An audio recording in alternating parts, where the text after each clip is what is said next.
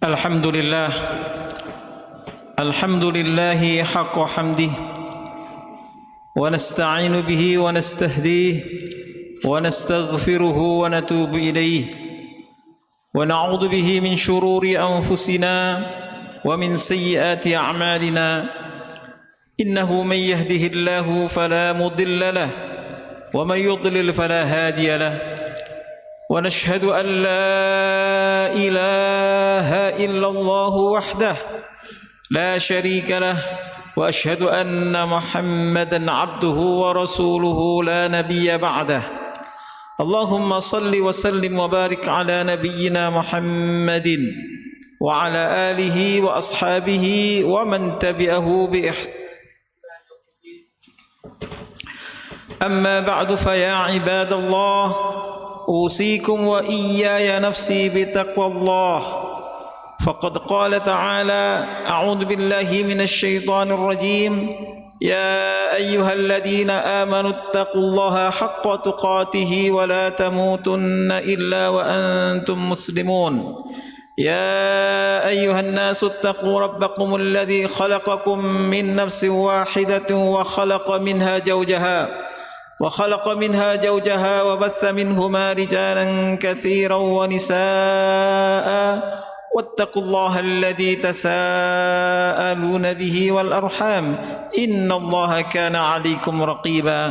وقال رسولنا المصطفى صلى الله عليه وسلم: اتق الله حيثما كنت وأتبع السيئة الحسنة تمحها وخالق الناس بخلق حسن. Sadaqallahul azim wa sadaqa rasuluhul karim wa nahnu ala dhalika minasyahidin. Ma'asyiral muslimin, sidang jamaah Jumat yang mudah-mudahan senantiasa dirahmati dan diberkahi oleh Allah Subhanahu wa taala. Marilah kita tak henti-hentinya memanjatkan puji syukur kita kehadirat Allah Subhanahu wa taala atas segala nikmat dan karunia yang terlimpah kepada kita, yang tentu saja tidak akan sanggup bila kita dituntut untuk menghitungnya. Marilah kita selalu memohonkan rahmah dan kedamaian, mengirimkan salawat serta salam teruntuk junjungan kita Nabi besar Muhammad sallallahu alaihi wasallam sebagai salah satu di antara bukti kecintaan kita kepada baginda Nabi kita tercinta, di mana beliau menjanjikan, anta ma'aman ahbabta, kamu nanti di akhirat, kamu nanti di surga bersama dengan orang yang kamu cinta. Mudah-mudahan salawat yang senantiasa kita panjatkan kepada Allah Subhanahu wa taala agar tercurah kepada kekasih kita Nabi besar Muhammad sallallahu alaihi wasallam, mengangkat derajat kita di dunia dan derajat kita di surga. Amin Allahumma amin. Marilah kita selalu meningkatkan ketakwaan kita kepada Allah Subhanahu wa taala, karena takwa inilah bekal yang akan kita bawa ketika kita meninggalkan dunia yang fana untuk menghadap kepada Allah Subhanahu wa taala. Maka Allah perintahkan kepada kita, wa tazawwadu fa inna khairaz zati taqwa. Teruslah kalian mengumpulkan bekal, ketahuilah bahwa sebaik-baik bekal adalah ketakwaan. Urusan dunia, urusan harta, urusan kedudukan, urusan jabatan akan berguna manakala itu semua kita manfaatkan untuk meningkatkan dan menguatkan ketakwaan kita kepada Allah Subhanahu wa taala, karena ibadah memerlukan sarana. Harta adalah salah satu sarana agar kita bisa mengoptimalkan ketakwaan kita kepada Allah Subhanahu wa taala. Fattaqullaha mastata'tum. Seoptimal yang kalian bisa lakukan dengan harta, kita juga bisa menyempurnakan segala perintah Allah Subhanahu wa taala. Bagaimana kita mau menunaikan zakat kalau kita tidak memiliki harta? Wa aqimus salata wa atuz zakah.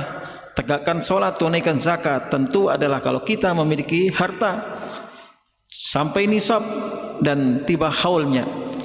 Begitu juga wajahidu bi amwalikum wa anfusikum. Berjihadlah kalian, berjuang dengan harta dan jiwa kalian. Bagaimana kita bisa berjuang dengan harta kalau kita tidak memiliki harta yang kita infakkan di jalan Allah Subhanahu wa taala? Maka ketika kita memiliki harta, memiliki kedudukan, memiliki pengaruh, memiliki status sosial, kalau kita gunakan semuanya itu untuk menguatkan keimanan kita dan memantapkan ketakwaan kita, maka itu semua akan berguna di mata Allah Subhanahu wa taala.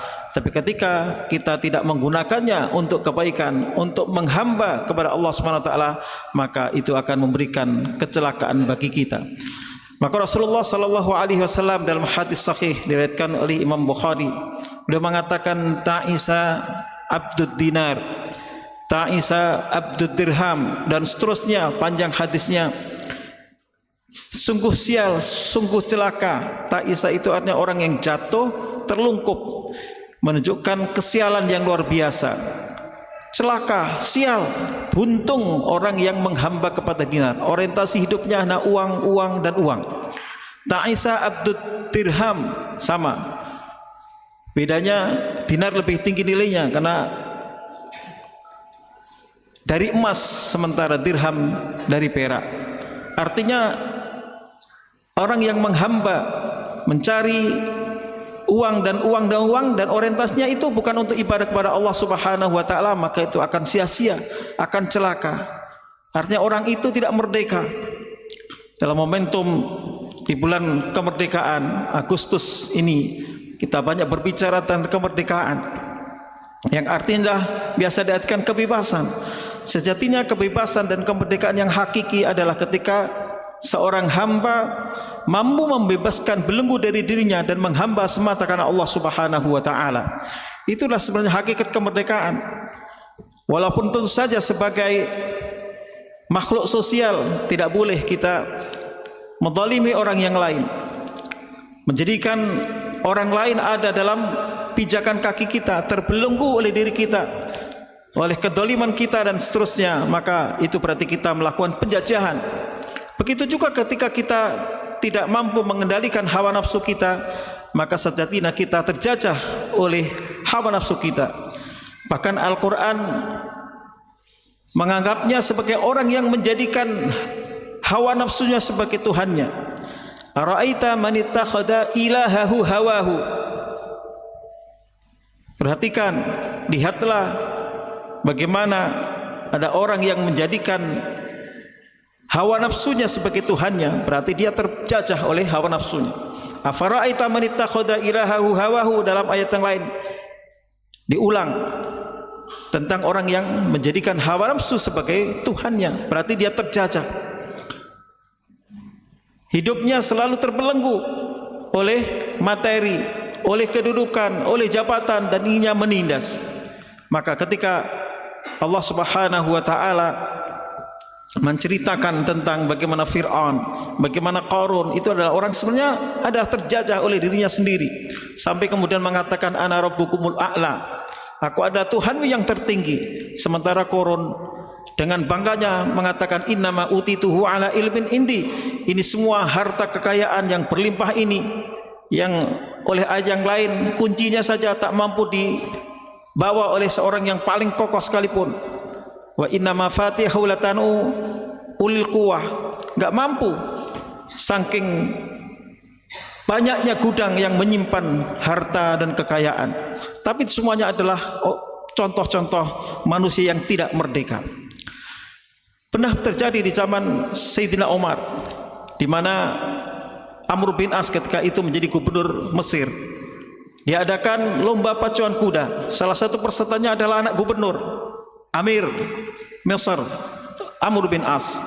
Tapi lawannya adalah orang biasa, bahkan orang Kopti, orang semat non muslim. Ya. Lalu mentang-mentang anak gubernur, dia memukul lawannya ini. Ya, biasanya kalau dalam pertandingan semacam tinju sudah perang psikologi dulu. Ya, seakan-akan dialah yang kokoh, dia yang menang. Dia tonjok itu anaknya orang Kopti, ya orang muslim, non muslim, dan tentu dia tidak berani untuk melakukan pembalasan karena ini anak gubernur.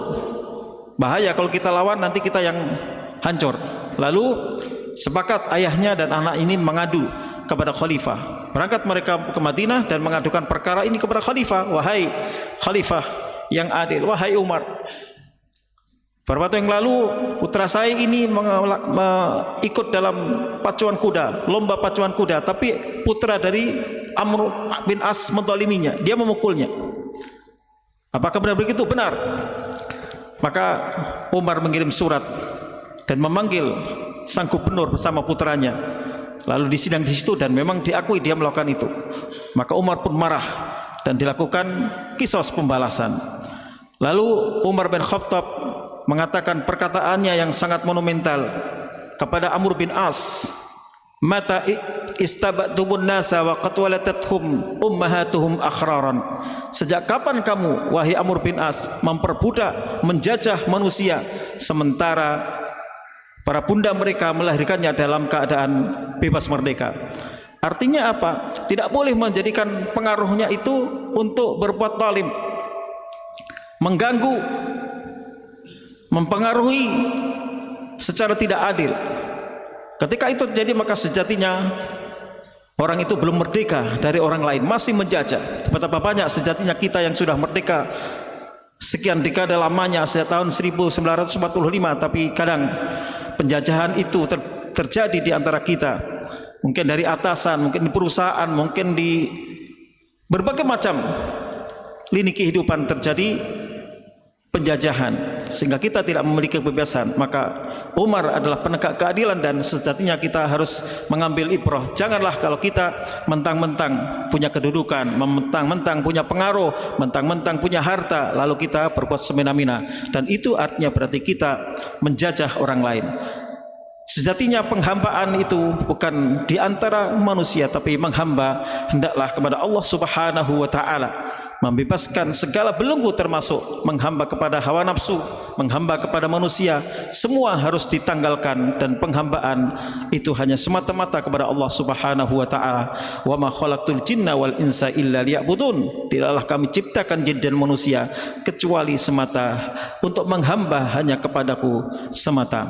Kemudian bagaimana kita bisa memantapkan penghambaan itu? Ya kita tanggalkan semuanya. Orientasi hidup ini hanya untuk ibadah kepada Allah Subhanahu wa taala. Adapun kehidupan dunia ada lewatan saja sebagai sarana untuk optimalisasi penghambaan kita kepada Allah Subhanahu wa taala. Kita semuanya adalah ibadullah. Berulang kali dalam Al-Qur'an, ibadullah, hamba-hamba Allah, budak-budak Allah. Artinya yang bisa mengendalikan kita, yang qahar, yang berhak menjajah diri kita sebagai manusia yang diciptakannya hanya Allah Subhanahu wa taala. Sedangkan orang lain, hatta diri kita, hawa nafsu kita tidak boleh menjajah. Marilah kita memerdekakan diri kita dari segala belenggu dan kita murnikan penghambaan kita kepada Allah Subhanahu wa taala. Iyyaka na'budu, hanya kepada Engkau ya Allah kami menghamba. Mudah-mudahan dalam momentum kemerdekaan Republik Indonesia ini kita bisa mengambil hikmah tentang hakikat kemerdekaan, dan mari kita bisa memerdekakan diri dari segala belenggu dan memurnikan penghambaan itu kepada Allah Subhanahu wa taala. Barakallahu li wa lakum fil Qur'anil Karim wa nafa'ani wa iyyakum bima fihi minal ayati wadh-dhikril hakim wa taqabbala minni wa minkum tilawatahu innahu was-sami'ul alim.